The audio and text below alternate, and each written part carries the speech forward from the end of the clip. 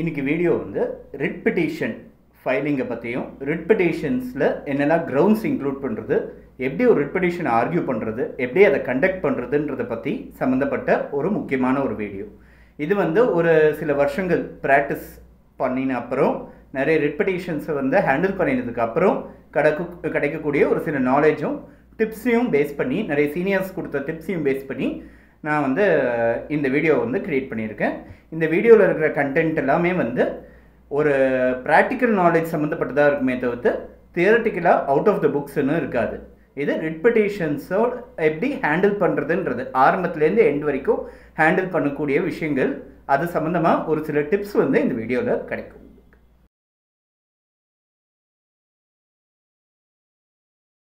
First ஒரு writ petition நம்ம பார்க்கும்போது அதுக்குன்னு ஒரு செக்லிஸ்ட் ஒன்று ஆரம்பத்தில் பேசிக் செக்லிஸ்ட்டு மூணு விஷயங்கள் வந்து ரொம்ப முக்கியம் ரிட் பெட்டிஷனில்.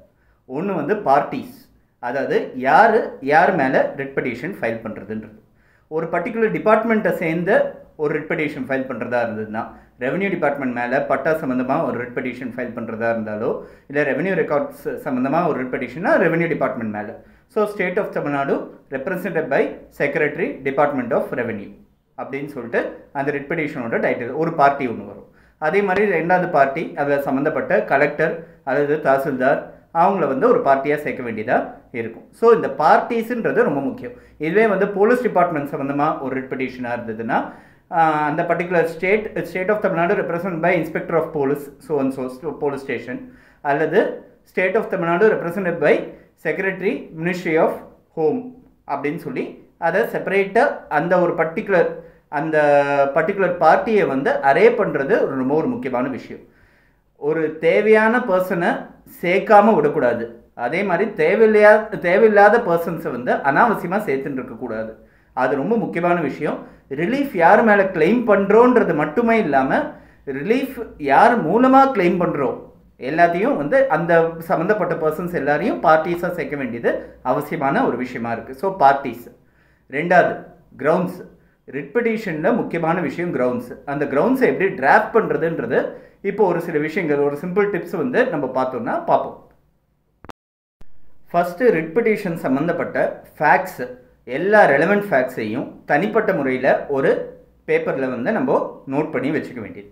அதை நோட் பண்ணி வச்சுக்கிட்டு ஒவ்வொரு ஆக்ஷன் அல்லது இன்ஆக்ஷன், எல்லா கிரீவன்ஸஸும் தனிப்பட்ட முறையில் பாயிண்டர்ஸ் போட்டு, புல்லட்ஸ் போட்டு, இந்த டேட் அன்றைக்கி இது நடந்தது, list of dates and events போடுவோம் இல்லையா, அந்த மாதிரி போட்டு லிஸ்ட் பண்ணி வச்சுக்கிட்டு அதுக்கப்புறம் ஒவ்வொரு ஆக்டும் whether it is consistent with the action or inaction, அது கவர்மெண்ட்டோட செஞ்சது இல்லை செய்ய தவறினது அந்த விஷயங்கள் எல்லாமே whether it is consistent with rule or law in force, அது வந்து சட்டத்துக்கு சேர்ந்த மாதிரி விரோதமாக பண்ணியிருக்காங்களா இல்லை சட்டத்துக்கு ஏற்ற மாதிரி பண்ணிட்டு இருக்காங்களான்னு சொல்லி ஒவ்வொன்றையும் நம்ம எடை போட்டு பார்க்க வேண்டியதாக இருக்குது. இப்போது அந்த ரூல் அண்ட் லாக்கு ஏற்ற மாதிரி அவங்களுக்கு ஒரு அதிகாரத்தோட அவங்க ஒரு காரியம் செஞ்சுருக்காங்கன்னா, அந்த அதிகாரத்தினால நமக்கு எதனா ஃபண்டமெண்டல் ரைட் அஃபெக்ட் ஆகுதான்றதையும் தனியாக ஒரு டேபிளில் போட்டுக்க வேண்டியதாக இருக்குது. ஸோ இது எல்லாமே லைனாக 1 by 1 நம்ம அடிக்கிட்டே போகணுன்னா நமக்கு வந்து கிரவுண்ட்ஸ் ஆஃப் ரிட் பெட்டிஷன் கிடைக்கும். ஸ்டாண்டர்டாக இருக்கிற கிரவுண்ட்ஸ் வந்து the action of the respondent is against law, it's vexatious அப்படின்னு சொல்லி எழுதுறதுல வந்து எந்த விதமான பிரயோஜனமும் இல்லை. குறிப்பிட்டு இந்த பர்டிகுலர் ஆக்ஷன் வந்து இந்த பர்டிகுலர் சட்டத்துக்கு விரோதமாக இருக்குது, இல்லைன்னா இந்த பர்டிகுலர் இடத்துல வந்து ஃபண்டமெண்டல் ரைட்ஸ்க்கு இந்த சட்டமே விரோதமாக இருக்குது அப்படின்னு சொல்லி பின்பாயிண்ட் பண்ண வேண்டியது அவசியமாக இருக்குது. ஸோ இந்த பின்பாயிண்ட் பண்ணும்போது ப்ரீவியஸ் ஜட்ஜ்மெண்ட்ஸ் எதனா நமக்கு சாதகமாக, இதே சப்ஜெக்டில் நமக்கு சாதகமாக ஒரு ப்ரீவியஸ் ஜட்ஜ்மெண்ட் எதனா இருந்ததுன்னா அந்த ஜட்ஜ்மெண்ட்டையும் இந்த பர்டிகுலர் கேஸில் வந்து இன்கார்பரேட் பண்ண வேண்டியதாக இருக்கும். அந்த கிரவுண்ட்லேயே வந்து it is against the directives issued by the honourable Supreme Court in so case அப்படின்னு சொல்லி அந்த கேஸோட டீட்டெயில்ஸை போட்டு சைட்டேஷன்ஸை கொடுத்துட்டு இந்த டைரக்டிவ்க்கு இது அகெயின்ஸ்டாக இருக்குன்றதை ஸ்பெசிஃபிக்காக அங்கே சொல்ல வேண்டியதாக இருக்குது. ஸோ இந்த கிரவுண்ட்ஸுன்றது ரொம்ப முக்கியம். இதை அடிப்படையாக வச்சு தான் அந்த ரிட் பெட்டிஷனையே வந்து எடை போட்டு பார்க்குறதுன்றது உண்டு. இந்த கிரவுண்ட்ஸுக்கு தான் பதில் சொல்ல போகிறாங்க, இந்த கிரவுண்ட்ஸை பேஸ் பண்ணி தான் ரிட் பெட்டிஷனை அட்மிட் பண்ண போகிறாங்க இல்லை டிஸ்மிஸ் பண்ண போகிறாங்கன்றது தெரியும். ஸோ இந்த கிரவுண்ட்ஸை டிராஃப்ட் பண்ணுறது ரொம்ப ஒரு முக்கியமான ஒரு கட். மூணாவது விஷயம் ப்ரேயர். இது எல்லாமே எல்லா கிரவுண்ட்ஸையும் அட்டாச் பண்ணின அப்புறம் ஆக்சுவலாக என்ன ரிலீஃப் கேட்குறோன்றது ஒரு சில சமயம் ஒரு சில நிறைய அட்வொகேட்ஸ்க்கு வந்து ஒரு சில தவறு பண்ணுறது வந்து காமனான ஒரு விஷயமா இருக்குது. அந்த ப்ரேயரை வந்து ரொம்ப கேர்ஃபுல்லாக டிராஃப்ட் பண்ண வேண்டியதாக இருக்குது. ஒரு பர்டிகுலர் சட்டத்தை வந்து சேலஞ்ச் பண்ணுறோன்னா அந்த சட்டத்தை வந்து அதை ஸ்ட்ரைக் டவுன் பண்ணுறதுக்கு தனியாக ஒரு ரிட் பெட்டிஷன் கேட்கணும். அந்த ரிட் பெட்டிஷன் ப்ரேயரில் வந்து என்ன ரிட் கேட்குறோன்றதை வந்து செலக்ட் பண்ண வேண்டியதாக இருக்குது. ஒரு சில சமயம் ரிட் ஆஃப் டிக்ளரேஷன் கேட்குறவங்க இருக்காங்க, ரிட் ஆஃப் ப்ரொஹிபிஷன் கேட்குறவங்க இருக்காங்க, ரிட் ஆஃப் மேண்டமஸ் கேட்குறவங்க இருக்காங்க. ஸோ அந்த ப்ரேயர் வந்து ஒரு முக்கியமான ஒரு விஷயம். ரெண்டாவது, அந்த ப்ரேயருக்கும் அந்த கிரவுண்ட்ஸுக்கும் ஒரு கனெக்ஷன் ஒன்று இருக்குது. ரிட் ஆஃப் சர்ஷியரின்னு நம்ம கேட்குறோன்னா principles of natural justice violate ஆயிருக்குன்னு சொல்லி கிரவுண்ட்ஸில் வந்து ரிஃப்ளெக்ட் ஆகணும். ரிட் ஆஃப் மேண்டமஸ்ன்னு ஒன்று கேட்குறோன்னா ரெப்ரசன்டேஷன் கொடுத்துருக்கோம், இல்லை அது ரிஜெக்ட் ஆயிருக்கு, இல்லை இன்ஆக்ஷன் இருக்குன்றத நம்ம வந்து அங்கே கனெக்ட் பண்ணி காமிக்க வேண்டியது அவசியமாக இருக்குது. ஸோ அந்த ப்ரேயரில் என்ன கேட்குறோன்றதையும் பேஸ் பண்ணி அந்த கிரவுண்ட்ஸோட இன்டர் கனெக்டடுன்றதுனால ப்ரேயரை டிராஃப்ட் பண்ணுறதுக்கு ரொம்ப ரீசனபிள் கேர் எடுத்துக்கணுன்றது அவசியமாக இருக்குது. ஸோ இந்த 3 விஷயங்கள், அது பார்ட்டிஸ், கிரவுண்ட்ஸ், ப்ரேயர், இது 3 விஷயத்தையும் கரெக்டாக ஸ்ட்ரக்சர் பண்ணிட்டோன்னா ரிட் பெட்டிஷன் 60 to 70% சக்ஸஸ்ஃபுல்லாக இருக்குன்றதை நம்மளால் சொல்ல முடியும். அதை if it falls into place, கரெக்டாக அந்தந்த இடத்துல சரியாக அமைஞ்சுது அப்படின்னா ரிட் பெட்டிஷன் கண்டிப்பாக சக்ஸஸ்ஃபுல்லாக இருக்கும்னு ஒரு சில சமயம் ஃபீஸிபிலிட்டி பேஸ் பண்ணி நம்மளால் சொல்ல முடியும். சரி, இப்போ இதை தவிர ஒரு சில விஷயங்கள் தெரிஞ்சுக்க வேண்டியதாக இருக்குது. ரிட் பெட்டிஷன் சம்மந்தப்பட்ட ஒரு சில டிப்ஸ் சொல்ல வேண்டியதாக தெரிஞ்சுக்க வேண்டியதாக இருக்குது. அதை ஒவ்வொன்றா நம்ம பார்ப்போம். First, writ of mandamus file பண்ணுறதா இருந்தால் ஏற்கனவே ரெப்ரசன்டேஷன் கொடுத்துருக்கணும். அந்த ரெப்ரசன்டேஷன் எந்த விதத்தில் டிராஃப்ட் பண்ணப்பட்டிருக்குன்றது முக்கியமான ஒரு விஷயம். அந்த ரெப்ரசன்டேஷன் கொடுத்துட்டு அந்த ரெப்ரசன்டேஷன் மேலே ஒரு இன்ஆக்ஷன் அல்லது ரிஜெக்ட் ஆயிருக்கு அப்படின்னா ரிட் ஆஃப் மேண்டமஸ் ஃபைல் பண்ண முடியும். ஸோ ரிட் ஆஃப் மேண்டமஸ்க்கு ரெப்ரசன்டேஷன் இஸ் இம்பார்ட்டன்ட். அந்த ரெப்ரசன்டேஷன் என்ன பேஜ் நம்பரில் இருக்குன்றத டைப் செட்டில் காமிச்சு அந்த பேஜ் நம்பரில் இருக்கக்கூடிய ரெப்ரசன்டேஷன் சொல்லிட்டு அஃபிடவிட்லேயும் அதை வந்து மார்க் பண்ண வேண்டியது ஒரு அவசியமாக இருக்குது.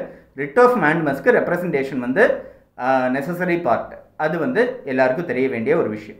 ரெண்டாவது, ஒரு சிமிலர் ஆர்டர், அதே ஹைகோர்ட்டு இதே சம்மந்தப்பட்ட இந்த சப்ஜெக்ட் சம்மந்தப்பட்ட ஒரு ரிட் பெட்டிஷனில் சிமிலர் ஆர்டர் வந்து நமக்கு சாதகமாக கொடுத்துருக்காங்க அப்படின்னா அட்மிஷன் ஸ்டேஜில் அந்த ரிட் பெட்டிஷன் வந்து சப்மிட் ஆகும்போது கேஸ் வந்து ரெப்ரசென்ட் பண்ணும்போது அந்த ஆர்டரோட காப்பியை வந்து கோர்ட்டில் சப்மிட் பண்ண வேண்டியது.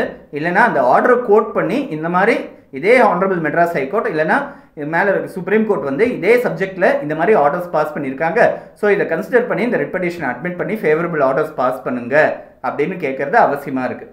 ஸோ சிமிலர் ஆர்டர் எதனா இருந்ததுன்னா அட்மிஷன் ஸ்டேஜ் அல்லது அதுக்கு முன்னாடியே அதை கோட் பண்ண வேண்டியது அவசியம்.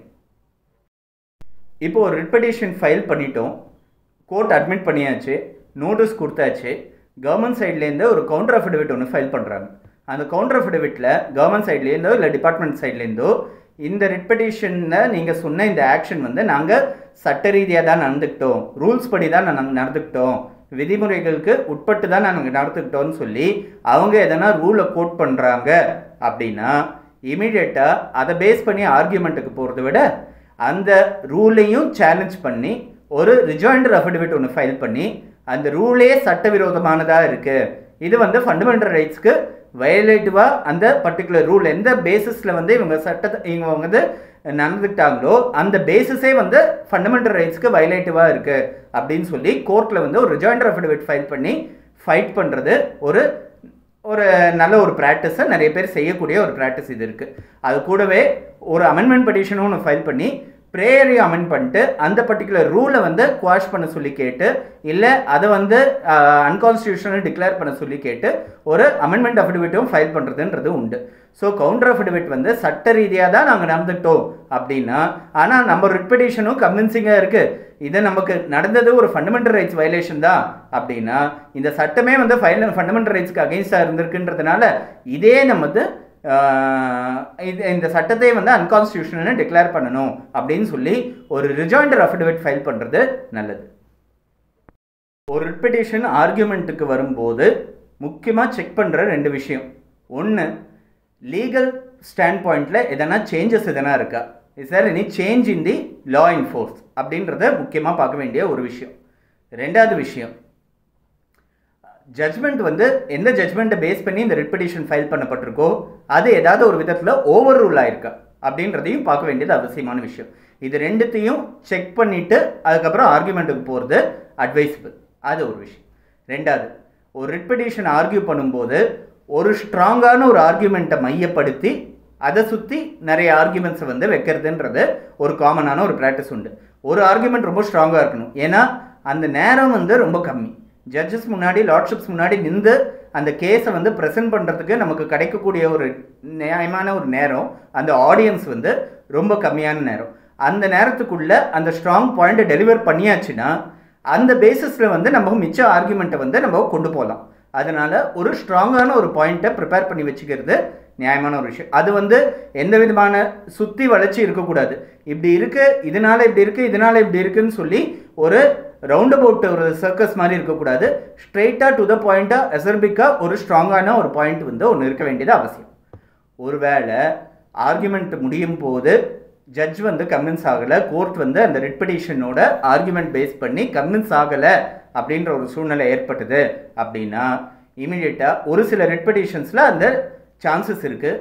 அந்த ரிட் பெட்டிஷனே வித்ட்ரா பண்ணி லிபர்ட்டியோடு அதை வந்து சரி பண்ணி ஃபைல் பண்ணுறதுக்கான லிபர்ட்டி கேட்டு, நான் இதை சரி பண்ணி நான் ஃபைல் பண்ணுறதுக்காக நான் எனக்கு லிபர்ட்டி கொடுங்கன்னு சொல்லி அந்த ரிட் பெட்டிஷனை வித்ட்ரா பண்ணிக்கிறது நல்லது. ஒரு சில சமயம் வந்து வித்ட்ரா பண்ணுறது வந்து அவுட்ரைட் டிஸ்மிஸலோட டிஸ்மிஸ்ட் ஆஸ் வித்ட்ரான்ன்றது வந்து நம்ம கிளைண்ட்டோட இன்ட்ரெஸ்ட் வந்து காப்பாற்றுன்றது இருக்குது ஒரு சில இடத்துல. அதனால் வித்ட்ரா பண்ணிக்கிறதுன்றது ஒரு சில சூழ்நிலையில் நம்ம கன்சிடர் பண்ணி பார்க்க வேண்டிய ஒரு விஷயம். ஸோ இந்த மாதிரி விஷயங்கள்லாம் ஒரு ரிட் பெட்டிஷன் ஆர்கியூ பண்ணும்போது, ப்ரிப்பேர் பண்ணும்போது, டிராஃப்ட் பண்ணும்போது, ப்ளஸ் ஆர்கியூ பண்ணும்போது அந்தந்த ஸ்டேஜஸில் தெரிஞ்சிக்க வேண்டிய ஒரு சில டிட்பிட்ஸ்.